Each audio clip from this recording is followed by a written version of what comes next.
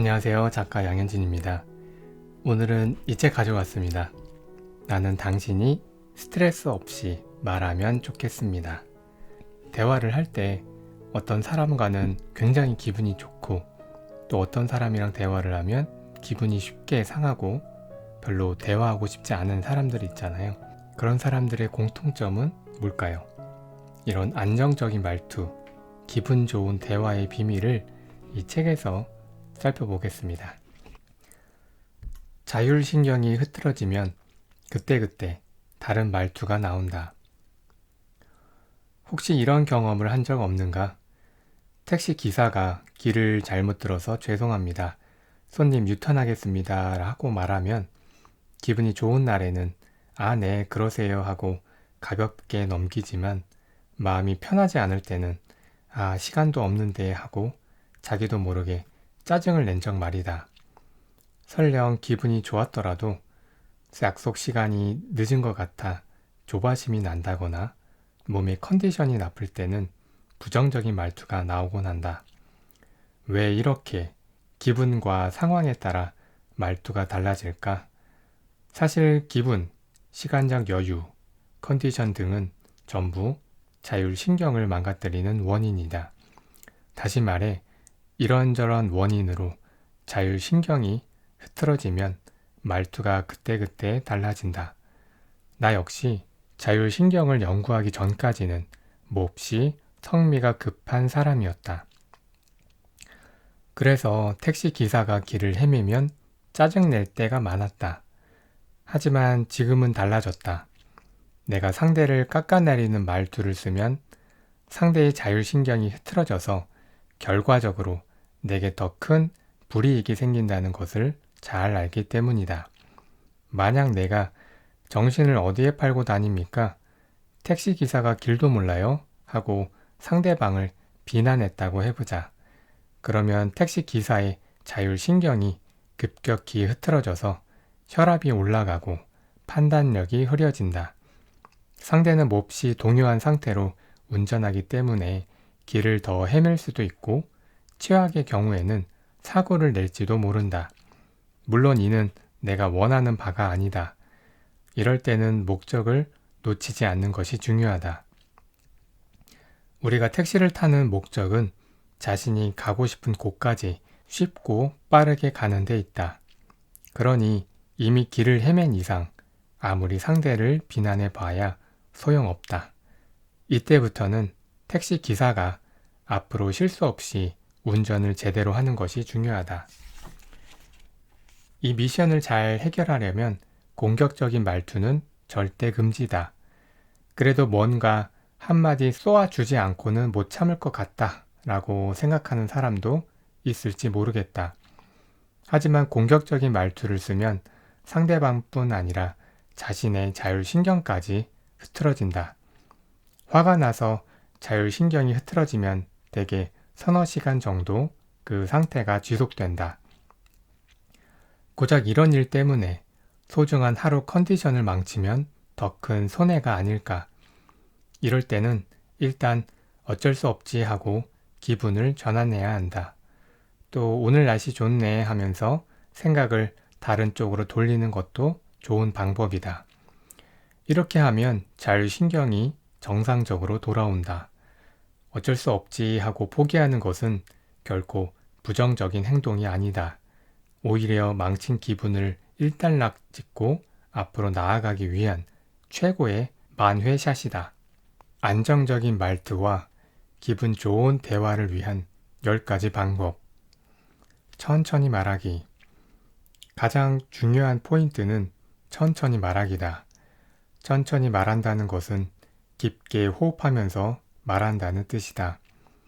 호흡이 건강과 관련이 있다는 사실은 예전부터 잘 알려져 있고 요즘에도 다양한 호흡법이 유행하고 있다. 하지만 왜 호흡이 건강과 관련이 있는지 의학적으로는 설명하지 못했다. 그런데 최근 들어서 그것을 증명할 수 있는 기계가 개발되었다. 이 기계는 말초 혈관의 혈류량을 숫자로 표시할 수 있어서 아주 획기적이다. 이 기계를 이용해 우리가 호흡을 멈추면 말초 신경의 혈류량이 어떻게 변하는지 관찰했는데 순식간에 혈액의 흐름이 나빠진다는 사실이 드러났다. 즉, 호흡이 얕아지면 혈류가 나빠지고 반대로 호흡이 깊어지면 혈류가 좋아지는 것이다.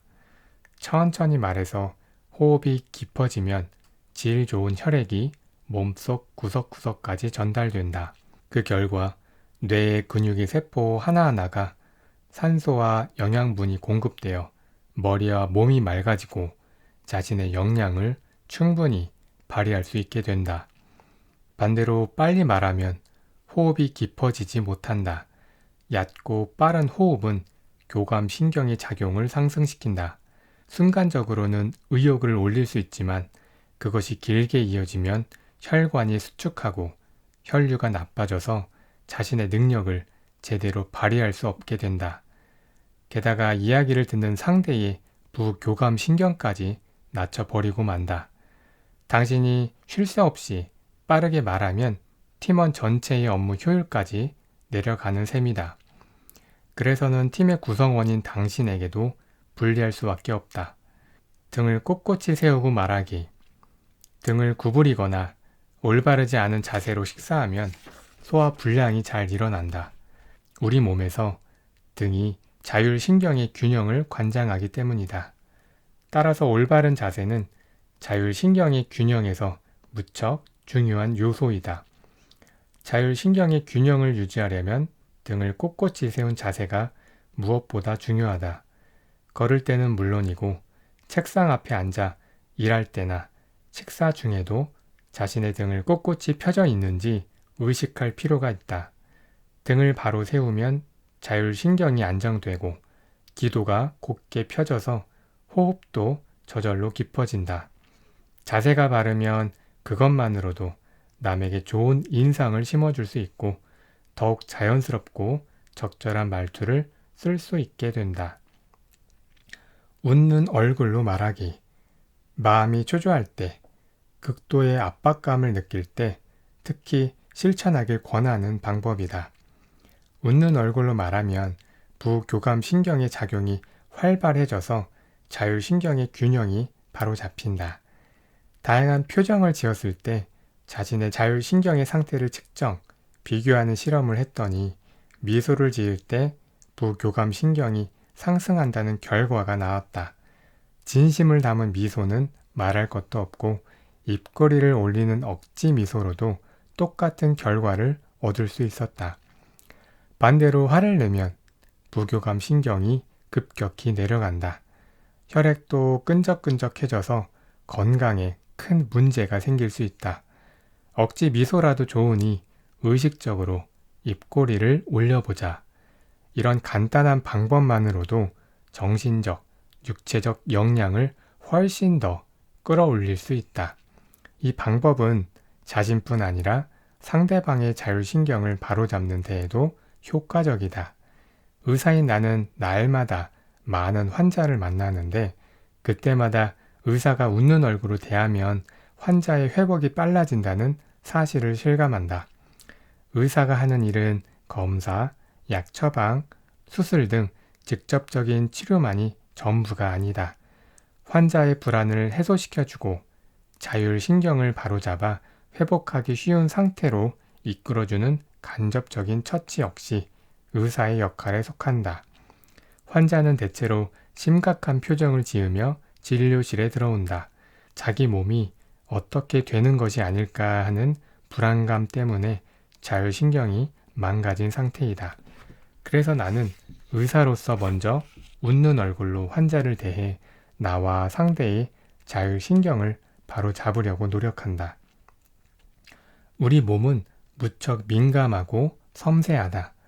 내가 먼저 미소로 대하면 상대방도 미소 짓게 되면서 자율신경이 바로 잡힌다. 실제로 증상이 가벼운 환자들은 의사가 웃는 얼굴로 친절한 말투만 써도 자율신경의 균형이 바로 잡혀서 진료가 저절로 긍정적인 방향으로 흘러간다. 우리 주위 사람들 중에도 힘과 에너지를 주는 사람들을 떠올려 보면 늘 웃는 얼굴로 말하지 않던가. 억양을 넣어서 말하기. 간혹 한순간의 분위기를 바꾸고 싶을 때가 있다. 예를 들어 자신이 불리한 상황에 빠졌을 때, 실수를 저질러서 비난받거나 교섭이 불리하게 돌아갈 때 분위기를 바꾸려면 어떻게 해야 할까? 이럴 때는 단조로운 말투보다 억양을 넣어서 말하는 것이 효과적이다. 만약 상대가 불같이 화를 낸다면 정말로 면목 없습니다 하고 조금 과장된 느낌이 들 정도로 억양을 넣어서 말해보자. 단 어디까지나 객관적인 태도를 유지해야 한다. 만약 한 발짝 떨어져서 상대와 자신을 바라보는 느낌으로 자신의 말투와 상대의 표정을 관찰해보자. 물론 평소 일상적인 대화를 나눌 때는 굳이 억양을 의식할 필요가 없다. 상대방과 자신 모두 자율신경이 균형을 이루고 있다면 굳이 말투를 의식하지 않아도 거의 실수하지 않기 때문이다. 그러나 자신에게 불리하거나 불편한 상황을 바꾸고 싶고 현재의 화제를 일단락 짓고 다른 이야기로 넘어가고 싶다면 의식적으로 억양을 넣어서 말해보자. 말투가 바뀌면 분위기도 전환된다. 억양을 적절히 넣어서 말하면 분위기를 효과적으로 바꿀 수 있다. 1대2 호흡법으로 말하기. 중요한 협상이나 프레젠테이션, 마음에 둔 상대와의 데이트를 앞둔 경우라면 누구나 긴장하기 마련이다. 하지만 긴장하면 교감신경이 자극받아 호흡이 얕아지기 때문에 혈류가 나빠지고 사고력, 판단력, 발상력도 떨어진다. 그 결과 평소 쓰는 말투가 아니라 어색한 말투를 사용해서 절호의 기회를 놓치기 쉽다. 의사의 일도 긴장의 연속이다. 1분 1초를 다투는 긴급 수술이나 몹시 까다로운 대수술에 들어가면 아무래도 그곳에 있는 사람 모두가 몹시 긴장하게 된다. 하지만 그런 긴장된 분위기 속에서도 명의들은 집중력을 끝까지 유지하며 자신의 능력을 100% 발휘한다. 왜일까? 이는 호흡법과 깊은 연관이 있다. 극도의 압박감 속에서도 온전히 집중하는 사람은 무의식 중에 한 번 들이쉬고 두 번 내쉬기, 즉 1대2 호흡법을 한다. 이렇게 하면 자율신경이 무척 높은 상태로 안정을 유지하기 때문에 주위 상황을 정확하게 파악해서 세밀한 작업을 의도대로 진행할 수 있다. 1대2 호흡법은 무척 간단하다. 1. 3, 4초간 코로 숨을 들이쉰다. 2. 6, 8초간 입을 오므리고 입으로 천천히 숨을 내뱉는다.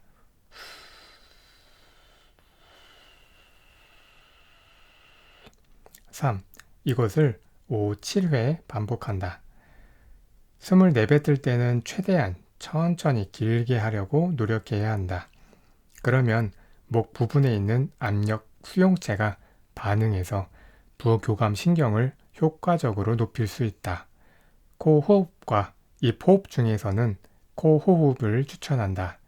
코 호흡을 하면 코 안에 있는 점막과 털 등 물리적 장애물이 공기 중의 먼지와 병원체를 걸러주기 때문이다. 또 건조한 공기에 알맞게 습도도 맞춰준다. 그리고 말을 내뱉을 때는 최대한 톤을 낮추자. 톤을 낮추면 턱이 내려가면서 자신의 발끝이 보이게 된다. 사람은 자신의 발이 보이지 않으면 말투도 마치 땅에서 발이 붕 뜬 것처럼 가벼워지고 반대로 자신의 발끝이 보이면 언행도 차분해진다. 인생이 걸린 중요한 승부를 펼칠 때는 1대2 호흡법을 유지하면서 낮은 톤으로 말해보자. 그렇게 하면 자연스럽게 자율신경이 바로잡혀 어떤 순간에도 자신의 능력을 충분히 발휘할 수 있는 실전에 강한 사람이 될 것이다. 긍정적으로 말하기. 이럴 리가 없는데 저 사람 때문에 실패했어. 왜 늘 나만? 우리는 자주 후회와 원망, 질투심에 사로잡히곤 한다. 하지만 이런 감정을 입 밖으로 꺼내는 순간 자율신경이 크게 흐트러진다. 그때까지 마치 안개처럼 붙잡을 수 없던 불만이 말을 통해 구체적인 형태를 띠고 몸속에 머무르게 되기 때문이다. 그런 상황은 일반적으로 3-4시간 지속된다. 불평을 털어놓으면 왠지 속이 시원해지는 느낌이 들지만 실제로는 그 이후로도 한동안 자율신경이 흐트러진 상태가 유지되어 일의 능률이 떨어진다. 그보다 더 나쁜 것은 동료끼리 모여서 불만을 털어놓는 행동이다. 불만을 가진 사람들끼리 모여 서로의 불만을 공유하면 묘하게 마음이 편해지는 느낌이 든다. 이를 자율신경의 낮은 안정이라고 하는데 실제로는 동기부여가 잘 안 되고 컨디션도 무너지기 쉬운 최악의 상태이다. 자율신경을 바로 잡으려면 예기치 못한 일이 일어나거나 불행이 닥쳤을 때도 불평하지 않고 이미 일어난 일을 어쩌겠어. 앞으로 잘하면 되겠지 하고 받아들이며 의식적으로 긍정적인 말투를 쓰는 것이 중요하다. 내가 속한 준텐도 대학에는 우수하고 존경할 만한 의사가 아주 많은데 그들의 공통점은 부정적인 말을 내뱉지 않는다는 것이다. 긍정적인 말을 쓰는 것은 감정을 음에서 양으로 바꾸는 작업이다.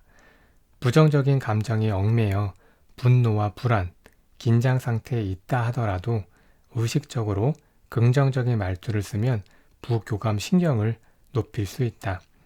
그런 식으로 계속해서 긍정적으로 말하려고 노력하다 보면 점점 자율신경의 균형이 바로잡혀 어떤 상황에서도 안정적인 말투를 쓰게 된다. 이것이 바로 우울할 때일수록 더 긍정적으로 말해야 하는 이유이다. 힘내세요가 아니라 무리하지 않아도 괜찮아요. 주변 사람을 두루 잘 살펴서 얘기하지만 생색내기를 좋아하는 사람과 진정한 배려가 몸에 밴 사람은 어떤 차이가 있을까? 사람은 주변 시선에도 상당한 스트레스를 느낀다. 예를 들어 자신이 만들어준 음식을 다 먹지 못하는 상대에게 이렇게 말했다고 해보자. 남겨도 괜찮아요. 물론 친절한 말투다. 상대방이 음식을 다 먹지 못한다는 것을 알아차리고 신경 쓰지 않아도 된다는 마음을 전하고 있다. 하지만 상대방은 결국 음식을 남긴 모습을 보이고 말았네 하는 생각에 미안하고 민망한 기분이 들기도 한다. 그럴 때는 이렇게 말하면 어떨까? 무리하지 않아도 괜찮아요. 자신이 음식을 남긴 입장이라면 이런 말을 들었을 때 마음이 더 편하지 않을까? 마찬가지로 열심히 노력하는 사람에게 힘내라고 말하는 것도 아쉬운 실수이다. 굳이 그런 말을 듣지 않아도 상대방은 이미 힘을 내고 있기 때문이다. 예를 들어 암투병 중인 환자들은 수술로 인한 통증이나 항암제 부작용 등을 견디며 있는 힘을 다해 치료를 받게 된다. 아무리 치료해도 쉽게 좋아지지 않고 매일 힘들고 괴로워도 조금이나마 빨리 회복하기 위해 이미 열심히 힘을 내고 있다. 이런 사람에게 힘내하고 말하는 것은 오히려 주지 않아도 될 스트레스를 줘서 자율신경의 작용을 흐트러뜨리고 회복을 더디게 만든다. 이럴 때 나는 무리하지 않아도 괜찮아요 하고 말해준다. 힘내려고 애쓰는 사람은 스스로 감정을 고무시키기 때문에 교감신경이 부교감신경보다 더 높은 위치에 있다. 그래서 부교감신경을 높이는 말투를 써야 자율신경의 균형이 바로 잡힌다. 이처럼 사소한 말투로도 생색내기와 진정한 배려로 평가가 엇갈리게 된다. 성장하는 사람은 명확하게 말하거나 과묵하다. 나는 스포츠 닥터로서 최고 기량의 선수들을 많이 만나왔다. 이 사람은 성장하겠다 하는 판단이 드는 유형은 다음 2가지였다. 1. 명확하게 말하는 사람. 2. 과묵하고 인내심 강한 사람. 두 유형의 공통점은 무슨 말을 들었을 때 일단 알겠습니다 하고 대답한다는 것이다. 하지만 그 다음 대처는 다르다. 1번 유형은 그런데 이 부분 말인데요 하며 자신의 의견을 피력한다. 그렇다고 상대를 완전히 부정하는 것이 아니라 구체적인 상황에 대해 미리 확인해 두는 것이다. 2번 유형은 알겠습니다 하고 대답한 후 묵묵히 실행에 옮긴다. 이런 사람은 가르쳐 준 것을 그대로 받아들이기 때문에 착실하게 성장한다. 어중간한 태도가 가장 문제이다. 의견을 말했는데 하지만 하는 접속사부터 꺼내는 것이다. 그러면 말한 사람의 기분이 확 상한다.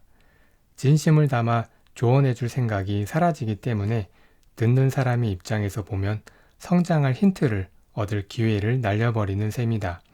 나는 알겠습니다 라는 말이 무척 좋다고 생각한다. 무슨 말을 들으면 일단 알겠습니다 하고 대답하는 것이 인간 관계를 원활하게 만드는 비결이다.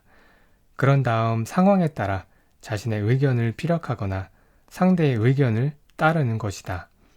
그러면 상대방과 더 깊고 발전적인 대화를 이어갈 수 있게 되고 그 과정에서 자신도 성장하게 된다.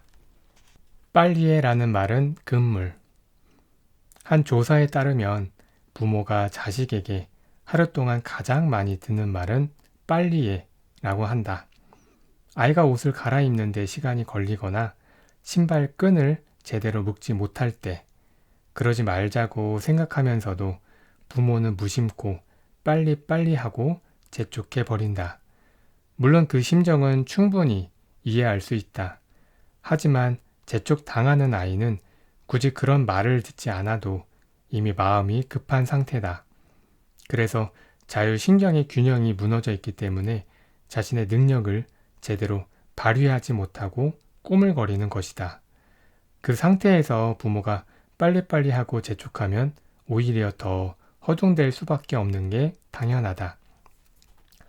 그렇다면 아이의 자율신경이 왜 흐트러졌을까? 이런 경우 부모의 흐트러진 자율신경이 전염되었을 가능성이 높다. 외래 진료를 하다 보면 원인은 모르겠지만 아이의 몸 상태가 안 좋다 하면서 아이를 데리고 오는 부모가 있다. 그런데 잘 관찰해 보면 오히려 아이보다 부모가 더 불안해 보이고 어딘지 산만하다. 그런 경우에는 대체로 부모의 흐트러진 자율신경이 아이에게 전염되었다고 볼 수 있다. 그래서 내가 부모에게 불안을 완화시켜주는 말투를 쓰면 그것만으로도 아이의 상태까지 나아지곤 한다. 영국에서는 아이에게 hurry up, 빨리 해 라는 말도 하지만 take your time, 네 페이스대로 해, don't rush, 당황하지 말고 천천히 해 라는 말을 더 많이 한다.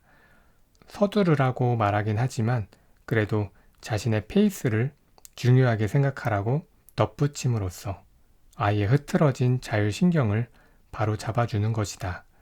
빨리빨리 하고 재촉하면 아이의 능력을 충분히 끌어낼 수 없다. 자기도 모르게 입에서 서두르라는 말이 나올 것 같다면 일단 심호흡을 해서 자율신경의 균형을 바로 잡아보자. 네, 이 책 보면서 의학적으로 이 말투에 대해서 접근했다는 게 신선했고요. 그래서 마지막에 아이한테 빨리 해라는 말을 쓰지 말자 이런 내용이 있었는데 저도 아이들한테 빨리빨리라는 말을 저도 모르게 많이 쓰고 있었던 것 같아요. 앞으로는 빨리 하라는 말보다는 너의 페이스대로 해라는 말로 좀 많이 바꿔야 될 것 같습니다. 앞으로는 힘내라는 말보다는 무리하지 않아도 괜찮아요. 무리하지 마세요. 이런 말로 많이 대체를 해야 될 것 같습니다. 자, 말투가 수리되는 이 책, 나머지 부분도 재미있는 부분이 많이 있었으니까 한 번씩 읽어보시면 좋을 것 같습니다. 그럼 오늘은 여기까지 하겠습니다. 그럼 오늘도 행복하시고 편안한 하루 보내시기 바랍니다. 감사합니다.